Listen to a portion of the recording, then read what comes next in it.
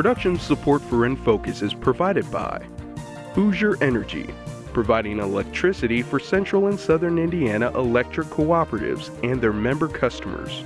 Information at hepn.com, and by viewers like you. Thank you. This year, Hoosiers saw gas prices rise higher than ever before. Highways and streets dominate the scope of the state's transportation infrastructure, but that has not stopped Indiana residents from asking what their options might be moving forward.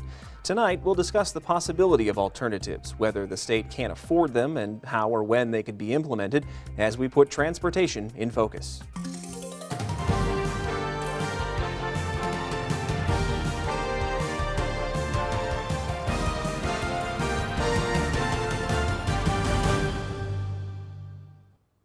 Thanks for joining us for this edition of In Focus. I'm Stan Jastrzebski. If you have questions for one of our studio experts during tonight's program, please email them to us at infocus@indiana.edu or call us at 1-800-987-9848. A disruption in a pipeline that carries nearly 600,000 barrels of crude oil to the Midwest every day helped contribute earlier this year to the highest gas prices Indiana has ever seen. While some ditched their automobiles and explored other options, still others had little recourse.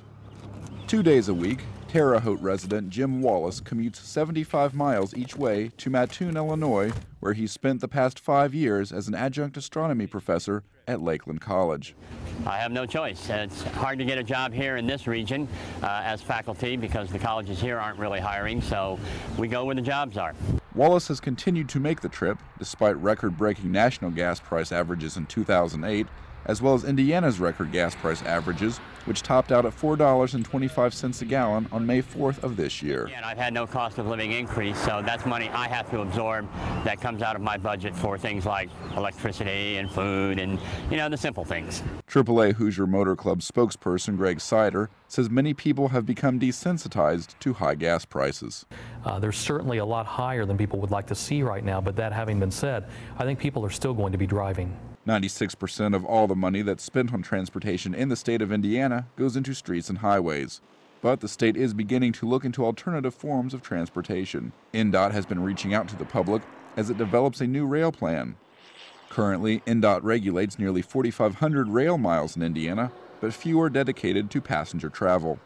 Indiana Transportation Association Executive Director Kent McDaniel says it's critical for Indiana to start investing in passenger rail expansions. It would take an enormous amount of money, but it takes an enormous amount of money to build highways. It takes an enormous amount of money to build parking garages. We need to change the way we look at the world because the world is changing. In the past, Indiana's public transit systems have relied on dedicated funding sources received through state sales tax revenues.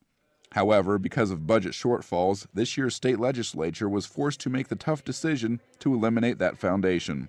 The Bloomington Transit Authority, one of Indiana's 67 public transportation systems and one of the largest in the state, serves more than 3 million riders every year. In just a 10-year period, we've tripled our ridership on Bloomington Transit, so more and more people are using public transportation. That's a great thing for the Bloomington community as we're able to hopefully get more cars off of the street and just make Bloomington a more livable place. Some speculate gas prices could reach the $5 mark later this year. May says he hopes if prices do go that high, people will seriously consider automobile alternatives. If we reach those kind of levels, I think that'll be a catalyst to our elected officials to really take a step back and think about this and ponder what the possible repercussions of that could be on our economy and our transportation infrastructure here. In James Wallace's case, he can't take a bus or rail. He's even investigated the rideshare program, but hasn't been able to find anyone who makes the same trip. In Wallace's case, driving alone is his only option. We'd all would love to have a nice high-speed rail or at least even a low-speed rail to take away our dependence on having to purchase gas and all the expenses that go with that. It's very rough on my cars. I'll normally go through a car about every 2 years. Indiana has the largest number of roads per capita, and as the crossroads of America, it's no surprise. We'll look at Indiana's infrastructure and the potential for growth of highways, railways, and public transportation systems as we put transportation in focus. And joining us in studio tonight, our Indiana Transportation Association President, Marty Sennett, George Smirk, a professor emeritus with the Indiana University Kelley School of Business, and Bloomington State Representative Matt Pierce. Thanks to the three of you for being here. When the state leased the Indiana Toll Road a few years ago, we got about $4 billion, just a little less than $4 billion in one lump sum from that. And I'd like to get a response from each of you, and Matt, we'll start with you. Most of that money went towards the major moves road projects that Governor Daniels prioritized the money for. Was that focusing almost strictly on giving that money to road projects short-sighted, do you think? Well, I certainly think it was, and I think the legislature has really shown a lack of vision when it comes to mass transit.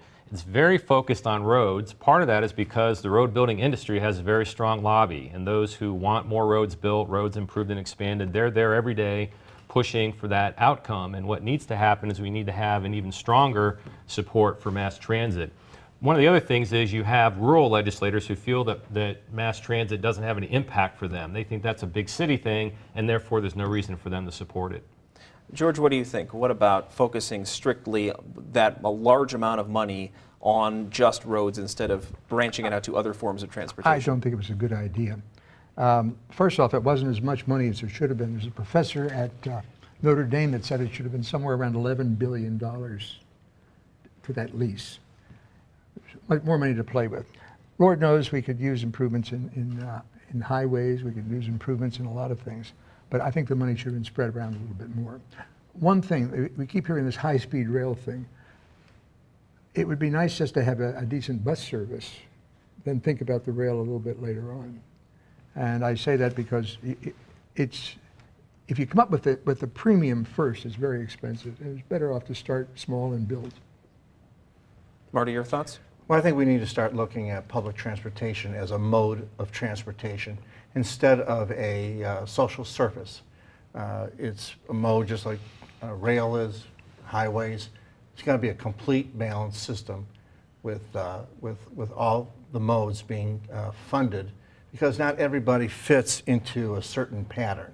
Not everybody can drive a car. Right. We don't all have rail systems like they do in Northwest Indiana.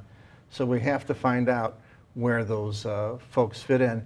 In the last census that we talked about, car ownership, 9% of the people in Tippecanoe County did not have access to a car, and 30% only had access to one vehicle. So there's plenty of people out there that could benefit from having public transportation. I think you bring up an interesting point, and that is that there are people for whom circumstances are difficult, but there's also a mental block, I think, in a lot of people's minds about the money it would cost to build out a transportation system, or whether they would use a train versus a bus versus a rideshare program. How do you think, and then we'll get responses from the other two of you, how do you think it is possible, if it's possible, to get past these mental blocks that seem to exist around public transportation? Well, I think we have to do a better job of looking at alternative analysis. We always talk about subsidized public transit, but we never look at the roads, the amount of subsidy that we deal with roads. And when you figure out all the local dollars, the property tax dollars that go in after the road is built, and you start comparing the cost of the two, I think you'll find that public transit is very competitive in the modes of transportation. Is that the sort of thing you would tell your students, George? Yes, yes. I was thinking, as you talked there, Marty, I was thinking of the word intimidation, because I was reading some clippings today from the Northern Indiana Commuter Transportation District, the South Shore Line. And I was on the board of that railroad for 30 years. And our marketing director has a quote in his comments to the press saying that people feel intimidated if you're not used to riding the train or the bus, whatever. What do I do? Where do I get on? And some education, some news, Well, we need to be, like Dr. Smirk said, we need to be more multimodal. When I was in his classes many years ago, he said Indiana is multimodal. We have cars and pickup trucks. But we need to look beyond that. We need to look at alternatives such as light rail, commuter rail, and strengthening our bus systems.